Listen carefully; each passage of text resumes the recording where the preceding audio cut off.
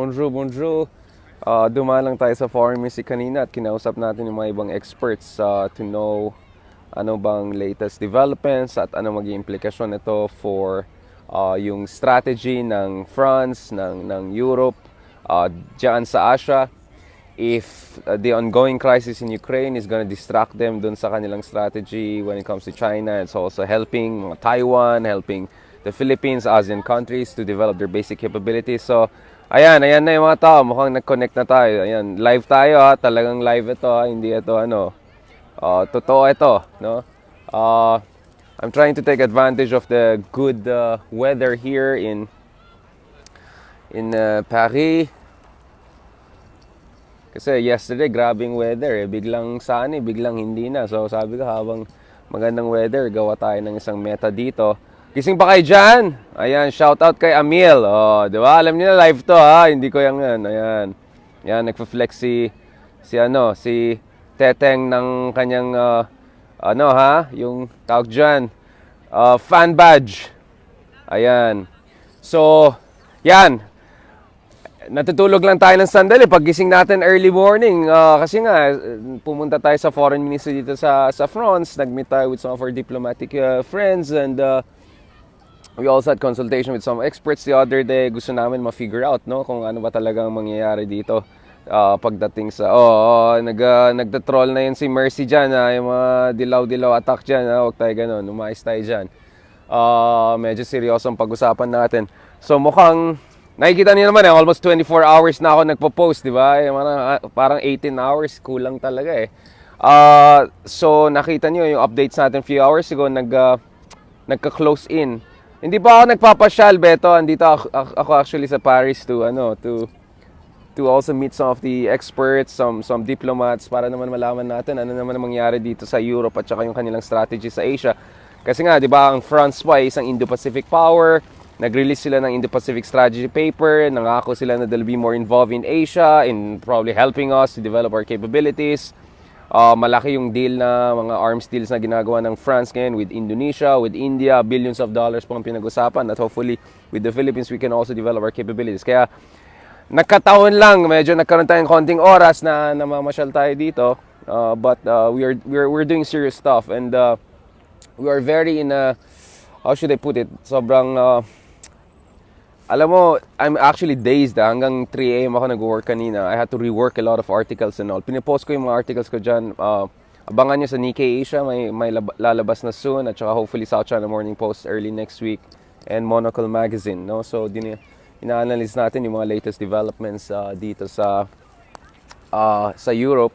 At yung implikasyon yan for Asia. Kamusta naman dyan kay Carol from Qatar? Wassalamualaikum. How are you doing? Bonjour, comment ça va? Yeah, medyo très bien the weather. Not too bad. And guten Tag to our friends in Deutschland. Hopefully next time po, sticking around. Yun nga, tapos na tayo sa Munich and Berlin meetings natin and all. So sabi natin, daan muna tayo dito sa Paris para kausapin naman yung mga experts dito. Of course, as you know, France is a big player. Is a big player in Europe and potentially a big player in Asia. No? So gusto natin malaman ano yung magiging implication ng mga latest developments dito. So base dun sa mga updates na pinost natin kanina, there was a lot of resistance by the Ukrainian troops. We see a lot of videos, including shared by New York Times among others, that are showing na some Russian, I think, helicopters, choppers, or even fighter jets may have been shot down. But Russia is Russia, right? Russia is a superpower and they're closing in. Andun na sila sa outskirts ng Kiev, not Kiev. Let's see anong mangyari sa resistance nila. President Zelensky is calling for nationwide mobilization. Very tensing situation dito. Everyone is trying to try to keep it calm. Kahapon actually dito sa Paris, whole boulevard was actually closed down dahil si Macron, I think, was dropping by and there are a lot of meetings happening here in Paris to figure out what to do next. Macron has tried his very best to reach out to Putin and find an accommodation, but it seems unfortunately lalayo tayo sa mga tao. May mga tao, socially distance tayo kasi tinanggal natin sandali yung mask. Wala naman yata nagmamask dito sa mga Europeans na yun. Tayo lang nagmamask eh. Ayan, lalayo tayo. Walang tao. Oh, ayan, oh, empty. Oh, oh. Ayan, balik tayo. Ayan, shoutout dyan kay Baby Mente. Oh, Prof. Kailangan may love dyan. Ang love po natin ay geopolitik, science politik. Yun po ang ginagawa natin dito. Ayan, naka-formal tayo suit. Oh, talagang, oh, diba? Alam niyo na, pag ganyan suit, talagang mga seryosong meeting ang pinupuntahan natin. Hindi tayo touristy mode. Although mukhang daming lumalapit na nagbebenta ng kung ano-ano sa atin. So, yun. Anyways, balikan natin tong seryosong topic na to. So really our heart goes to people of Ukraine. They're trying to do their resistance as much as possible. Probably within the coming hours malalaman natin if the Ukrainians can put enough resistance to maybe make Putin think twice. Just to give you an idea, one of the hypotheses that is being thrown out dito sa Europe is that what we're gonna see is more of a repetition of yung nangyari sa Georgia in 2008 kung saan sinugod ng Russia all the way Georgia in defense of Abkhazia and Ossetia, yung mga minority groups. But eventually, Russia withdrew. And it didn't occupy fully Georgia or something like that. At hindi sila engage in full decapitation of the political regime. I think that's that's the least bad scenario. How probable it is, I don't know. I mean, watching the speech of Putin and all, parang all the way in na yata to eh. They really want to completely demolish the Ukrainian military. Tsaka, yun nga eh, talagang, yung isang plan na narinig natin is that may plan si Putin to actually, parang i-disintegrate yung Ukraine into statelets, yung maliliit na mga estado, along siguro ethnic, demographic, geopolitical orientation and all. So, tignan natin yan, grabe. Ang masasabi ko lang dito is nakakadismaya to hear some people, these are the same people who try to rationalize EJK, then they try to rationalize kowtowing to some powers na binubuli tayo sa West Philippine Sea. And then now these people are victim blaming Ukraine. Dapat daw ang Ukraine ay sumuko na lang at nag-surrender na lang. Nakakaya naman talaga to hear this. And it's nakakadismaya at nire-rationalize pa yung ginagawa ng Russia. Again, just to be clear, dito tayo sa Paris, but I'm no fan of the relentless expansion of NATO. Yes, countries have a choice, they have a choice, but to a certain degree, I see where John Mearsheimer and some of the political scientists criticizing NATO are coming from. But at the same time, Ukraine is supposed to be a sovereign nation and supposed to make decisions for itself. And to punish Ukraine for whatever issue Russia has with NATO, I don't know, man. I mean, there's no way to rationalize that. So, talaga nakakadismay to hear others, ay, mag-surrender na lang kasi kayo or yung mga tatay-style mindset na yan, naku po talaga. And to hear it, people, proud pa sila na sabihin yan. Anyways, ano bang stance si Tatay? Meron na bang comment si Tatay dyan? Sorry hindi ko na nahabol yung mga speech ni Tatay. Ang dami kong speech ni Putin ang mas nahabol natin, guys, yung speech ni Tatay eh. So, kasi ang Singapore po, nag-release ng very strong stance, and a while ago I was being told by the foreign ministry folks and some diplomats na it seems there's expectation that ASEAN will also come with the stance. Napaka-principled po, strong po yung stance ng Singapore, no? Talagang clear criticism of violation of territorial integrity of nation. Even China, na supposedly ally ng Russia, supposedly, they're emphasizing the Minsk agreement, and na-clarify naman ni Wang Yi nung last week nandito tayo sa Munich during his live all the online presentation na no exception even Ukraine, no, pagdating sa sanctity of territorial integrity of sovereignty. So, they're not getting the full love, perhaps, that they expected from China. So, yun. Okay na, malayo tayo, walang tao. Andiyan na yata yung nanay natin, nag-check na So, walang tao, kaya tinanggal natin yung mask natin. Mother, andiyan ba kayo dyan? So, yun. Ayan, nakikita niyo sa eyebags natin, talagang 24/7 almost. So, tapos Asia pa, di ba? 2 a.m., 3 a.m., biglang may tawag sa Pilipinas, sa Asia, nasaan ka? Comment ka dito. Diyos ko naman, layo natin. And then dito naman sa Europe, constantly may development. Gising ka ng 6, 7 a.m. Ayan na naman, may nangyari na naman. So let's see the developments.